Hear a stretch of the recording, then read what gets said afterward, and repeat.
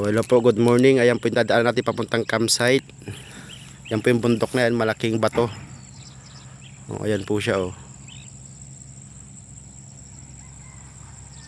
Oh. Yan po nasa ano kami signalan. Nagpapasignalan ng cellphone kasi walang signal sa loob.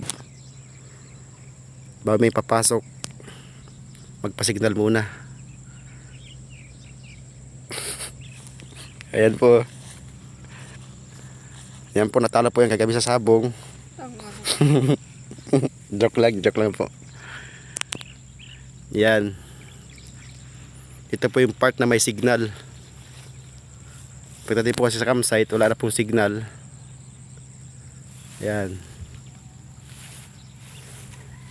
So ayan po yung dinadadaanan nyo. Magtitiril kung 4x4 po yung dala nyo. Pero kung kotse, dito po sa kabila.